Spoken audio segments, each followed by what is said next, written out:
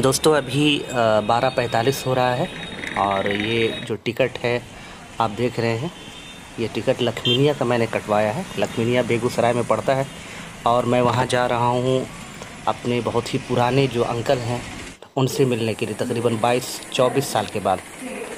तो ट्रेन के बारे में तो बताया गया है कि ट्रेन 1:20 पर है और इंटरनेट पर तो दिखा रहा था कि प्लेटफॉर्म नंबर 4 पर आ रही है ट्रेन, इसीलिए मैं प्लेटफॉर्म नंबर 4 पे हूँ। लेकिन अभी अनाउंसमेंट हुआ और उसमें बताया गया है कि ट्रेन जो है प्लेटफॉर्म नंबर 6 पर आ रही है। किराया तो जैसा कि आपने देखा 90 रुपये ये ट्रेन आ गई है। और ये ट्रेन कोसी एक्सप्रेस हटिया कराची पूर्णिया, ये हटिया से चलती है और पूर्णिया तक जाती है।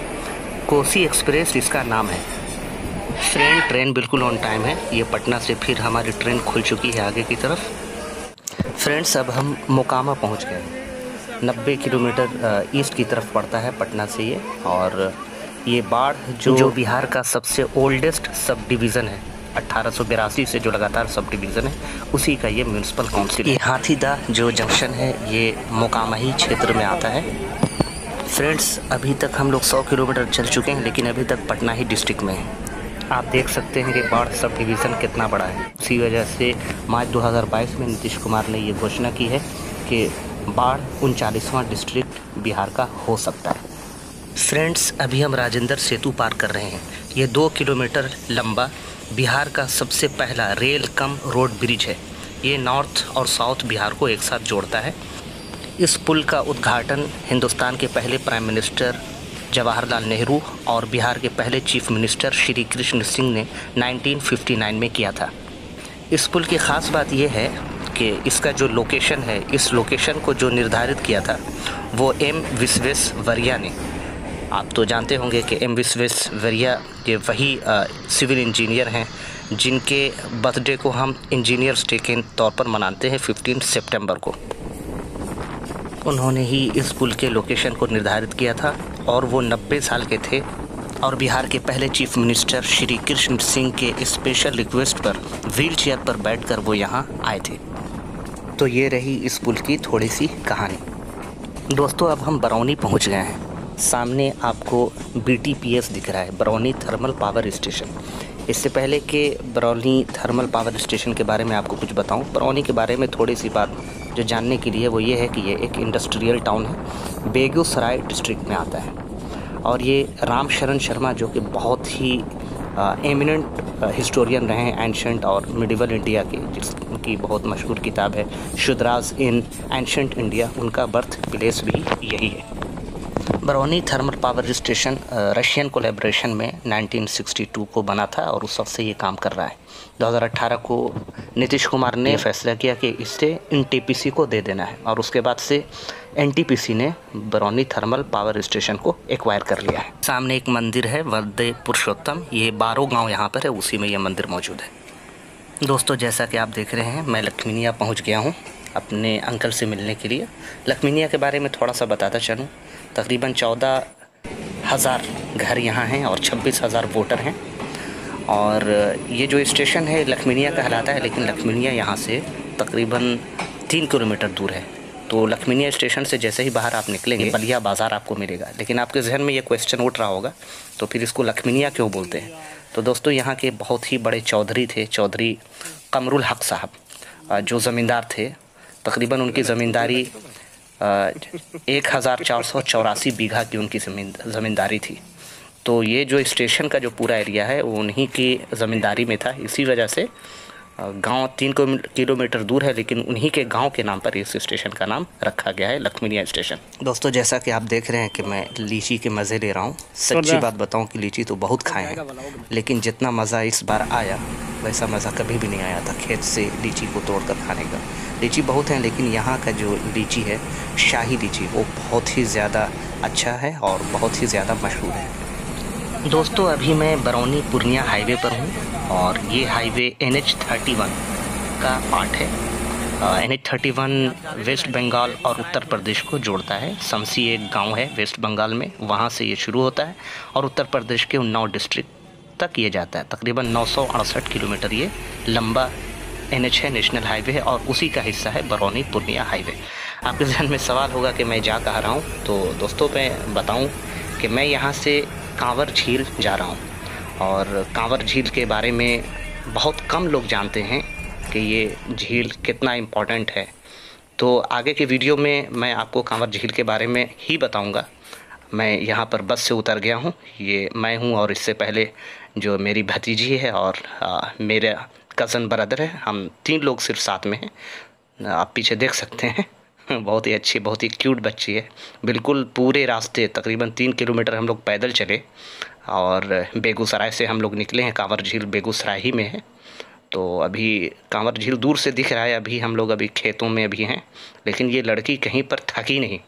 कई जगह तो मैं थक कर बैठ गया, लेकिन मैं इससे इंस्पिरेशन लेकर के मैं उठा और कहा कि नहीं, woods are lovely dark and deep but I have promises to keep and miles to go before I sleep. Robert Frost का बहुत ही मशहूर पोएम मुझे याद आ गया। तो मैं वहीं कांवर झील की तरफ जा रहा हूँ। तो ये कांवर झील अभी गया नहीं, उससे पहले का ये एक बड़ा मार्शी टाइप का ये वेटलैंड दिख रहा है। समझिए झील की तरह, काफ़ी हरियाली है। दूर से देखने में ऐसा लगेगा जैसे बहुत सारे परिंदे यहाँ पर बैठे हैं, लेकिन नहीं, बहुत सारे उसमें कुछ प्लांट हैं, वाटर प्लांट वो हैं जो दूर से परिंदों की तरह दिखते हैं। तो अभी हम लोग जा रहे हैं, आप देख सकते हैं मेरी क्यूट भतीजी को। तो यहाँ पर एक मंदिर है, बहुत ही मशहूर मंदिर है, आप देख सकते हैं, माँ जय मंगला द्वार। काफ़ी दूर दूर से लोग आते हैं। तो इसी आप देख सकते हैं यहाँ पर तो जय मंगला टूरिस्ट पुलिस पोस्ट भी है। यहाँ से पार करके अभी हम लोग अंदर की तरफ जाएंगे। और तो अभी हम मंदिर ही के परिसर में हैं, उसी के प्रेमिसेस में हैं। और इस मंदिर के प्रेमिसेस के बाद रास्ता गुज़रता है कांवर झील का।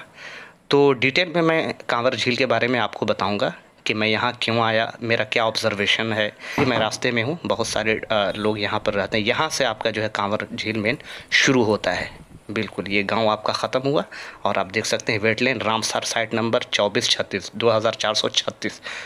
आपको पता चलेगा कितना ही इम्पोर्टेंस है ये रामसार साइट। रामसार आपको पर्शिया में यानी ईरान में एक शहर है, वहाँ पर एक कन्वेंशन हुआ था पूरी दुनिया के वेटलैंड को बचाने के लिए। तो उसी कन्वेंशन में इस जो है ये जो वेटलैंड है, ये जो आपका जो झील है कांवर झील, तकरीबन बताते हैं यहाँ लोकल गाइड ने बताया 42 किलोमीटर लंबाई और चौड़ाई मिलाकर इसकी है। तो कांवर झील काफ़ी ज़्यादा इसमें बर्ड आते हैं। सबसे ज़्यादा बर्ड इसमें जाड़े के मौसम में आते हैं। इस लड़के ने जो अभी हम लोगों का नाविक है, इसने हमें बताया कि तकरीबन पूरा जो झील है पूरा जो है परिंदों से भरा रहता है, लेकिन अभी हमें ज़्यादा परिंदे हमें इसमें दिखाई नहीं दिए हैं। और एक इम्पॉर्टेंट फैक्ट आपको बता दूं कि बगल से ही ये एक नदी गुजरती है, बूढ़ी गंडक नदी। कहते हैं कि बूढ़ी गंडक नदी का ये पुराना रास्ता था, लेकिन तकरीबन लाखों साल पहले बूढ़ी गंडक नदी ने अपना रास्ता बदल लिया। तो आपको पता होगा कि जब नदी एक रास्ता बदल लेती है तो वहाँ पर एक लेक बनाती है जिसे हम ऑक्सबो लेक भी बोलते हैं। तो ये जो कांवर झील है ये बिहार का सबसे बड़ा ऑक्सबो लेक है और इसीलिए इसको रामसार साइट में इसको शामिल किया गया है। ठीक है, ये आपको जांघिल ये परिंदा दिख रहा है, बहुत ही खूबसूरत परिंदा होता है। 3 जांघिल मुझे सिर्फ दिखाई दिए, लेकिन ज़्यादातर आपको जो है इस झील में जंगल दिखाई देंगे और इस झील में ज़्यादातर आपको कमल की जो खेती होती है उसके फलों की खेती होती है, तो यही आपको दिखाई देगा। तो बहुत ही मायूसी हुई इस मौसम में आकर के, क्योंकि टूरिस्ट बहुत ही कम थे, सिर्फ कुछ लोग 4-5 लोग। बच्चे को मैंने 100 रुपये दिए हैं और चूँकि वही किराया ही था यहाँ का, तो वो हमें पूरा दिखाएगा और उसी से मैंने पूछा। तो विकिपीडिया पे तो बहुत सारी जानकारी है, लेकिन मैंने सोचा जो लोकल यहाँ के जो लोग हैं उनकी क्या जानकारी है इसके बारे में, क्या बताते हैं। तो उन्होंने मुझे बताया तकरीबन 42 किलोमीटर 42 किलोमीटर ये।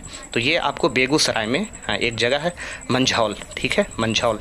तो बेगूसराय से तकरीबन 30 किलोमीटर के आसपास मंझौल पड़ता है। तो मंझौल ही के ये क्षेत्र में ये आपको ये कांवर झील आता है। कुछ लोग इसे कांवर झील बोलते हैं, कुछ काबर झील बोलते हैं, हैं, कुछ कांवर झील बोलते हैं, लेकिन जो सही जो लोकल जो ये है वो है कांवर झील, लेकिन आपको कांवर झील भी आपको मिलेगा। तो ये है इसका इम्पोर्टेंस। तो अब झील को हम लोगों ने देखा और बहुत ही मज़ा आया, लेकिन बहुत ही मायूसी हुई और लगा कि नहीं, सरकार जो हमारी है, सरकार को पर्यटन की तरफ काफ़ी ध्यान देना चाहिए। ऐसा नहीं है, सड़कें बिल्कुल जो आपको बेगूसराय से मंझौल तक जो सड़क आती है और वहाँ से फिर दूसरी तरफ सड़क जाती है, तो वहाँ से लेकर के यहाँ तक सड़क काफ़ी अच्छी सरकार ने बनाई है बिल्कुल। लेकिन यह है कि लोगों में जागरूकता नहीं है, लोगों को पता नहीं है कि झील का क्या इंपॉर्टेंस है हमारी ज़िंदगी में, वेटलैंड का क्या इंपॉर्टेंस है। इसी वजह से लोग जानते नहीं हैं और इसी की वजह से लोग आते नहीं हैं। तो लोगों के बीच में जब इस तरह का एजुकेशन होगा, अवेयरनेस होगा, तो लोग ज़रूर आएंगे। तो दोस्तों, इस तरह से हमारा आज का सफ़र ख़त्म हुआ। फिर मिलते हैं नेक्स्ट वीडियो में। Thank you. खुदा।